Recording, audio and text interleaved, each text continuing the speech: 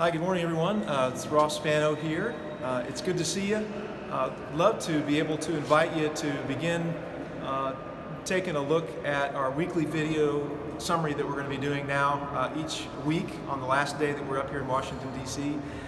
Give you a chance to get to know a little bit about the city, some of the places that I'm at each week, some of the people I work with, some of the staff, some of the constituents that are coming up and seeing us. And then give me an opportunity to explain maybe in a little bit more detail some of the issues that we're working on each week.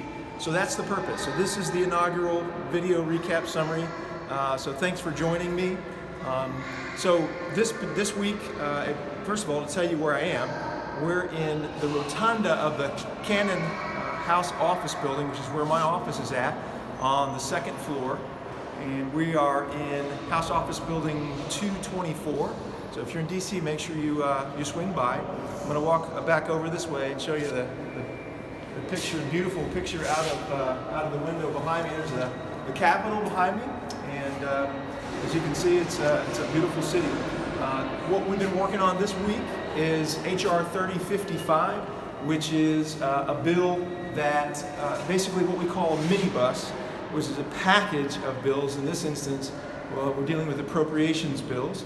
I find the way that we've been handling this issue problematic this week for a couple of reasons. Number one, we don't have a budget, which means we really don't know how much money we're spending or the priorities that we think are important as it relates to the money that we're spending. It's kind of like us writing a check without creating a budget to know how much we have to spend. A little bit better way of maybe explaining that. But in any event, that's problematic to me. We're also if in fact we pass all of these appropriations bills at the level being requested, we're going to exceed the legal caps. There are caps under law that we cannot exceed, and we're exceeding those caps. That's problematic. And then the third thing, unfortunately, is we're, in my opinion, not really given a sufficient opportunity to debate the issues, and I think that's important. We did offer 2 amendments this week, which one of which was accepted, one of which was not. The first was a bill that would increase funding for human trafficking victims and to stop school violence. Unfortunately, that was denied. The second bill was approved for funding that would give funds to the International Trade Authority to basically fight illegal dumping and help our growers back home. So that's what we've been working on this week. I was also, as you may know, I'm on 2 committees here on the Hill, the Transportation Infrastructure Committee and the Small Business Committee.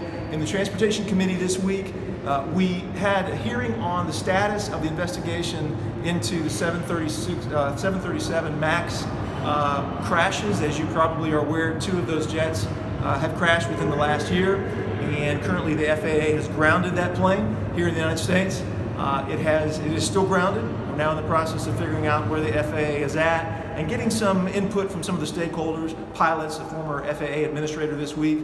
We're going to make sure that, in fact, that it's safe to fly, and the FAA will not release that plane to fly until it's safe. So that's what we've done in committee this week. Back home, I was home on Monday. We met with the Tampa-Hillsborough Expressway Authority.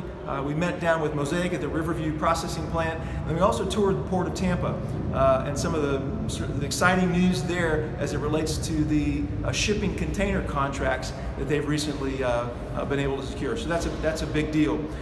So we'd love to have you keep in touch with us.